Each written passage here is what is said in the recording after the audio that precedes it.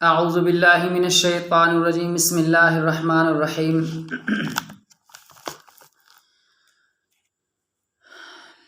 ایک عمل عرض کرتا ہوں۔ انسان، اس کے دشمن دو ہیں۔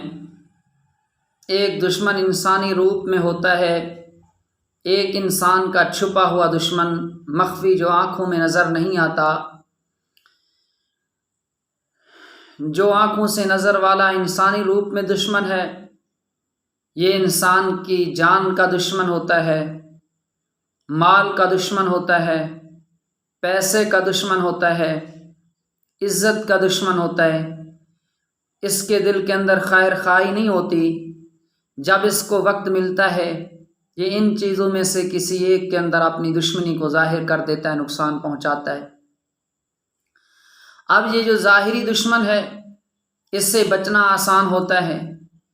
انسان کے علم میں ہے کہ فلاں میرا دشمن ہے، اس سے بچنے کے لیے حفاظتی تدابیر کرتا ہے۔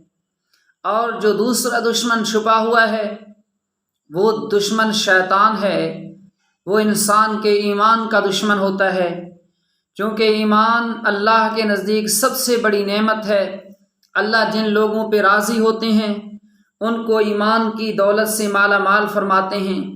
اب شیطان کی سب سے بڑی کوشش یہ ہوتی ہے کہ جو اللہ نے اس کو ایمان کی نعمت دی ہے، اس کے اندر سے اس نعمت کو میں سلب کر لوں، تو لہٰذا اس کی کوشش، اس کے طریقے، اس کے انداز پھر مختلف ہوتے ہیں۔ مختلف طریقوں سے انسان سے اس ایمان کو ختم کرنے کی کوشش کرتا ہے۔ تو لہٰذا یہ ایک ایسا دشمن ہے جس کے حربوں کو، جس کے طریقوں کو آسان نہیں، اتنی جلدی سے عام آدمی سمجھ نہیں سکتا یہ کیسا کھیل کھیل رہا ہے۔ تو لہٰذا اسلام نے ہمیں ایک وظیفہ دیا ہے، وہ یہ ہے کہ جب انسان اعوذ باللہ من الشیطان الرجیم پڑھتا ہے، اس وقت اللہ رب العزت سے وہ ایک درخواست کر رہا ہوتا ہے، میرے مالک، میں نیکی کرنے کے لیے ارادہ رکھتا ہوں اور کرنا چاہتا ہوں۔ میرے مالک، یہ میرا چھپا ہوا دشمن میرے سینے پہ، میرے ایمان پہ وار کر سکتا ہے، مجھے اس نیکی سے دور کر سکتا ہے۔ اللہ میری حفاظت فرما۔ وہ حفاظت کے لیے جب اعوذ باللہ من الشیطان الرجیم پڑھتا ہے، اللہ رب العزت اس کو اپنی حفاظت میں لے لیتے ہیں، اپنی رحمت میں اس کو پناہ نصیب کر دیتے ہیں۔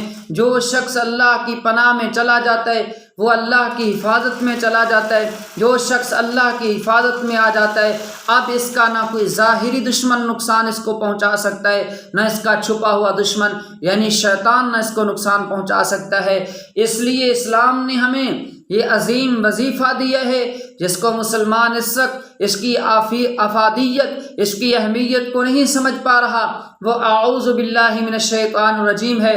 آپ قرآن پڑھتے ہیں، اسلام اس لیے ہمیں کہتا ہے کہ شروع میں اعوذ باللہ من الشیطان الرجیم پڑھیں، پھر بسم اللہ الرحمن الرحیم پڑھیں، تاکہ آپ ایک نیک عمل کرنے جا رہے ہیں۔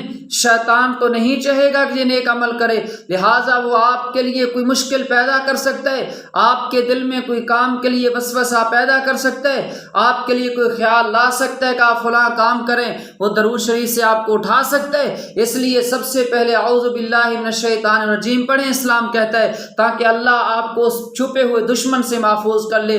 آپ قرآن کی تلاوت کرنا چاہتے ہیں، بڑا نیک عظیم عمل ہے۔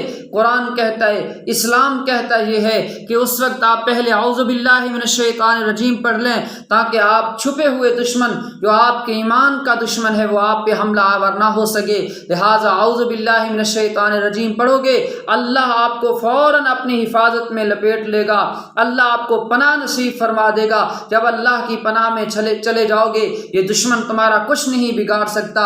جتنے نیک کام ہیں، ان کے شروع میں اعوذ باللہ من الشیطان الرجیم، پھر بسم اللہ الرحمن الرحیم پڑھیں، تاکہ اللہ آپ کو اپنی حفاظت کے اندر محفوظ کرے، شیطان آپ پہ حملہ آور نہ ہو سکے۔ اللہ رب العزت ہمیں قرآن کے بیان کردہ، پیغمبر کے بیان کردہ اصولوں کے مطابق زندگی بسر کرنے کی توفیق نصیب فرمائے۔ اللہ آپ سب کا حامی و ناصر ہو۔